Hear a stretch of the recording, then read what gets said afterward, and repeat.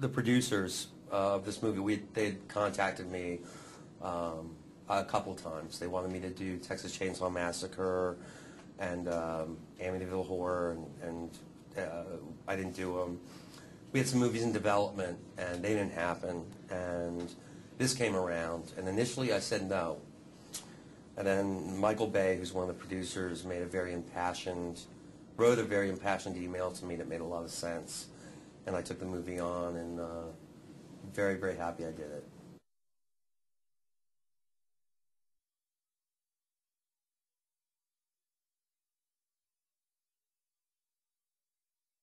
You know, I'm a big fan of, there's a reason why this is such a legendary series and why it had such a profound effect on so many people. This is literally something that a lot of people came up to me when I said I was doing it and said that movie scared the living hell out of me when I was a kid.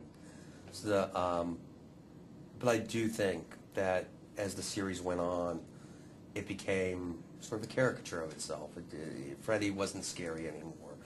So if there was something that we brought to this, and certainly the first thing I wanted to bring to this was to make Freddy Krueger a boogeyman and make him haunt your dreams again. And that was the very first thing we wanted to do.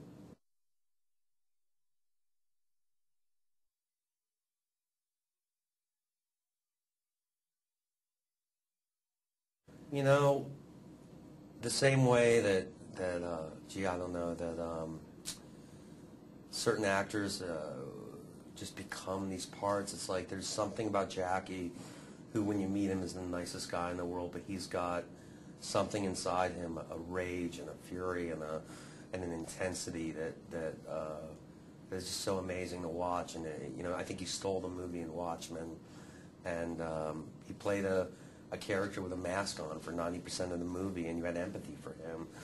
So I asked him to take the challenge once again, and I'm going to put a mask on you to a degree, and I want you to create a multi-dimensional character.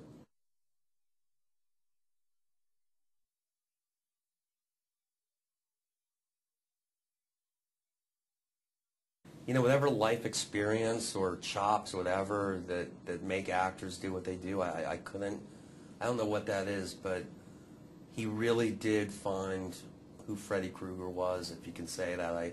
I sent him DVDs on serial killers, and I sent him a copy of Nosferatu, an old German expressionistic silent film, because I like the body language of it. You know, as much as I tried to help build this character with him, he's the guy that found it. And I don't know when it comes to a really good actor, what goes into finding the part, but he did it.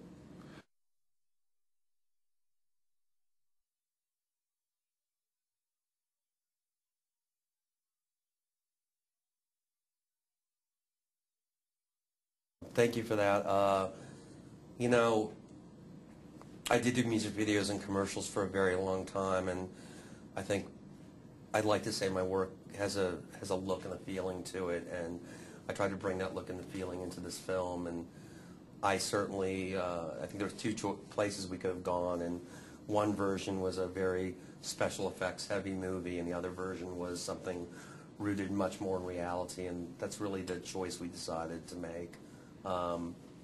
Real locations as much as possible, effects done in camera. I think it adds a kind of honesty to the movie.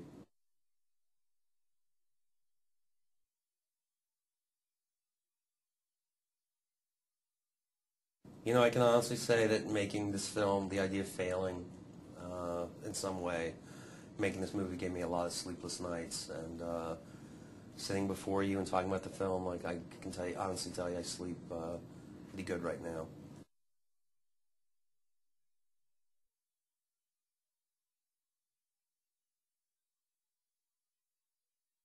I think that you don't reap rewards without taking risk, and I'll never be able to make everybody happy.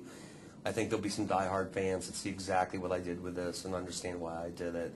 And there's other people that are going to say that's not the nightmare I remember, and I can't accept this. So, you know, and there'll be a new legion of fans that will come from watching this, and we can't please everybody, but we've tried to pay homage to the original. We've tried to do something also very different, and I wouldn't have done it any other way.